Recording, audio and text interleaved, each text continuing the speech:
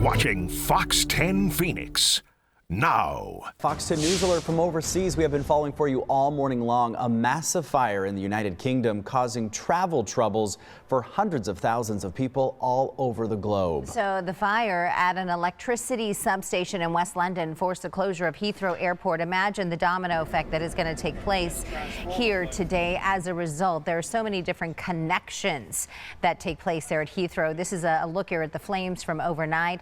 Dozens of fire crews on scene for hours battling the smoke and flames. The fire causing massive power outages, including at London's main airport, which sits just 2.5 miles from that site. And this is a look of the fire this morning. You continue to see it smoldering out there. At least 1,350 flights were in the air at the time. Some were diverted to Gatwick, which is just outside of London. Others ended up heading to airports in Ireland and Paris. Fox 10 News alert. We have a live look at a neighborhood here near 44th Street and Camelback. This is a police investigation underway right now. Well, if you know the area, this is a very affluent portion of the valley. Let's get out to Rick Davis. Our photojournalist is on scene. Rick, what are you hearing? Yeah, Ty, Celeste, this is a very active situation going on in the Arcadia neighborhood right around 46th Street in Camelback, just to the south. Right now, we don't have a lot of information. We spoke to some neighbors who say that someone had been shooting in this area. Obviously, Phoenix PD has responded. There was a helicopter overhead.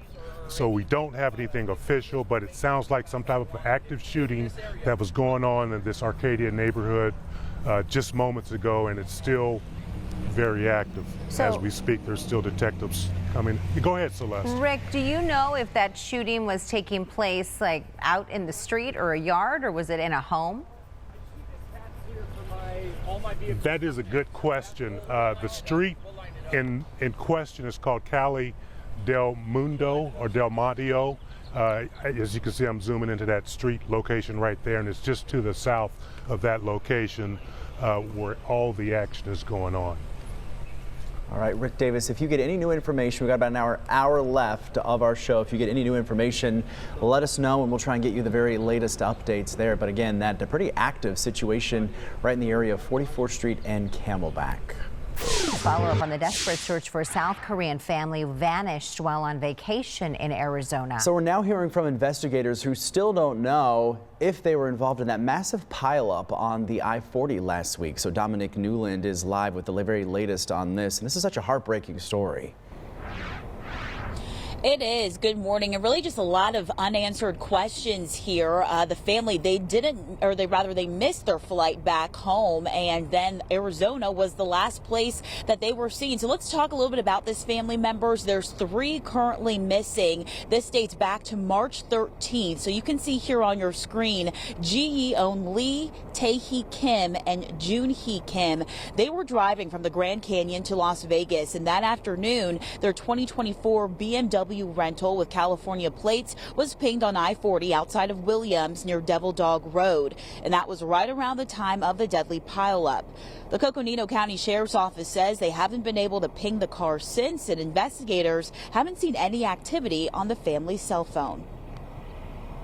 Their GPS may have rerouted them. And if you've ever traveled up in northern Arizona, when you get rerouted, sometimes GPS will reroute you out into a Forest Service road, not knowing that weather conditions are harsh. The Coconino County Sheriff's Office says it searched all corridors along the I-40 within the area where the family's rental car was last pinged. And the Korean Consulate General in LA says the family members' details are limited per a family member's request. So we'll be keeping close eyes on this. Of course, if we receive any updated information, we'll let you know. Yeah, pretty frightening details emerging now. Dominique, thank you so much. We appreciate your report. Update this morning on a 17-year-old accused of injuring nearly 24 police officers during an immigration protest in the West Valley last month. He has now been indicted on felony charges. The Maricopa County Attorney's Office says Joseph Lopez is charged with 22 counts of aggravated assault, 1 count for each officer who was hurt. Lopez is accused of lighting a firework and then throwing it at police officers. They suffered burns and some even hearing damage. Hundreds of people blocked the roadway during the demonstration near 67th Avenue in Camelback. Someone also stole a squad car. Another kicked in the windshield of a police SUV. All suspects have been caught. An elementary school teacher in Phoenix is under arrest. Yeah, the details pretty shocking. Police say he urinated in a bottle inside his classroom in front of kids. According to court paperwork, 4 students at Wilson Elementary School went to the principal saying they saw their teacher, Kurt Hinton, expose himself. Hinton did admit to officers that he urinated in class, but insisted that he kept himself properly covered. When asked why this happened, Hinton said he couldn't get a hold of another teacher to watch his class, so he reverted back to what he used to do in the military. He's now on temporary leave after appearing in front of a judge. He was given a $10,000 secured appearance bond. Doctors sharing some good news on the 5 Hawaii burn victims who are being treated here in Arizona. Well, 3 of them have now been released from the Arizona Burn Center. This comes months after they and 2 other patients were injured in a fireworks explosion in Honolulu on New Year's Eve. The 3 will stay in Phoenix for outpatient care, all plan to return home to Hawaii in the coming months. The patients are now working to get their strength back before heading home. Well, it really depends on the patients, but our job with acute care is to get the burns excised and covered with skin grafts and get all the body systems back in line again and getting patients up out of bed, moving, eating, drinking, all systems working.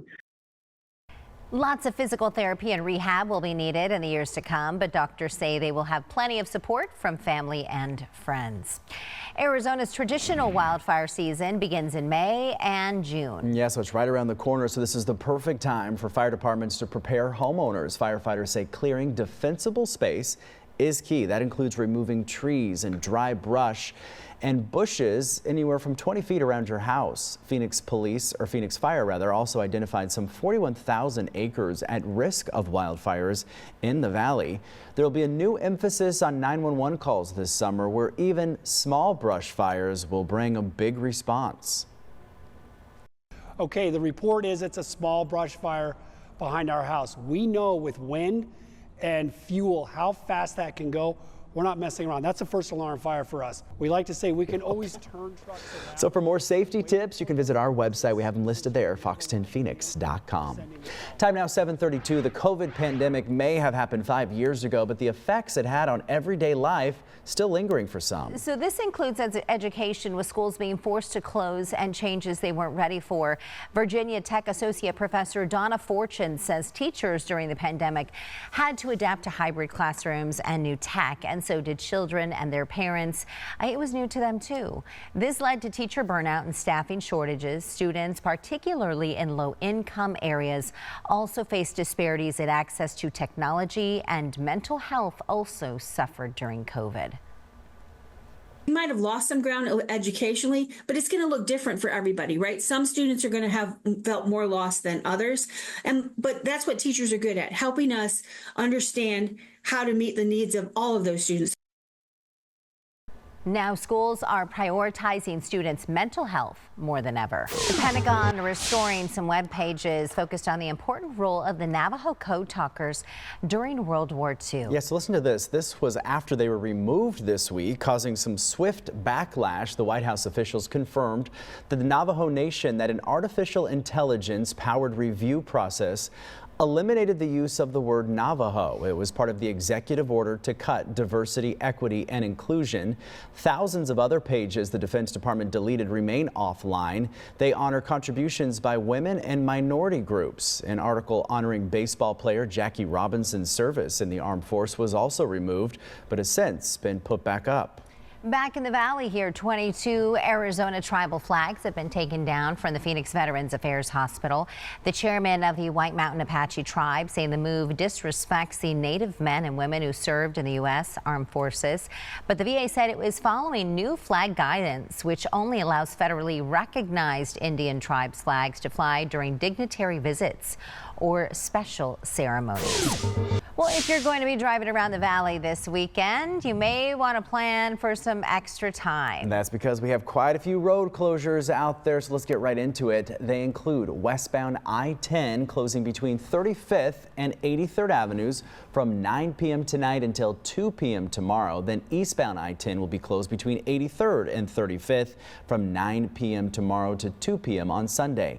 Westbound US 60 will be closed between Loop 101 and the I-10 from 8 p.m. until Friday and then 8 p.m. Friday, that is, until 4 a.m. on Monday. And then the northbound SR 143 will be closed between the I-10 and Loop 202 from 10 p.m. tonight until 4 a.m. on Monday. I know that's a lot, but all you have to do is go to our website and we have all the traffic closures listed for you there as well. It's a big day for GCU fans. The men's and women's basketball teams are playing in the NCAA tournament. Several of the Havocs loaded buses this morning. They're making their way to Seattle and to Waco, Texas to see both of those teams. Many more will be watching them at a big watch party that'll be happening on campus, and we spoke with one of the organizers about the big event today. Basically bringing the game to life here. We are allowing different interactive things for students. Basically whatever screen you look at, there will be a basketball game to watch. Well, I'm in the middle of something. What are you doing? I'm in the middle of watching Legally Blonde. Hello. At work? Oh yeah, why not? Well, I feel like this is not maybe the right time to be doing that. Look at, she got into Harvard on Legally Blonde. This is your favorite part. This is my favorite part, and we get to share it with so many of you at home. So why are we talking about this, Celeste? So actually, I'm watching this on Tubi. Okay. And coincidentally, a new survey from Tubi actually finds that more people are watching at work, we're watching movies Really? on TV at work than, you know, you Doing may their think. work? Yeah. Uh-oh. So this is a bigger issue for younger people, with more than half of workers under 28 years old admitting to putting off work because they had to finish a show they were watching. Really? Like, I really wanted to know if Elle made it into Harvard. Yeah. Like, I had to watch it. Sorry, Ron. What year did that movie come out? I don't know, but it's one of the best movies ever. She's like, Warner totally dumps her that, you know, it's like, I'm gonna Google jerk. And then he wants to come back and like get her back after she's like, you know, becomes an attorney. Anyway, 30% of them say they stream while at work. Nearly half admit they've lied to their bosses and coworkers about it. Plus, with March Madness going on, you can expect that lots of folks will be watching GCU and U of A play their first round of games. I think GCU plays their two games. One's this afternoon at 1:30. I think the other one later this evening. I think the ladies play and the men both today. So anyways, it's a brand new out of Tubi. Tubi, by the way, is free. And you know, you can watch Legally Blonde with me. By the way, it came out in 2001. So if you don't know the ending of Legally Blonde, no spoilers here. You're right? missing out. That's so like Y2K. Yeah, my kids are like, Mom, you're so Y2K. Like, why do you like all these Y2K songs? Those were fun days, weren't they? They were, like, you know, like Waterfall, you know, like all kinds of fun songs. Some good songs. Scrubs, TLC Scrubs. Oh, that's another good one. Yeah, thank you.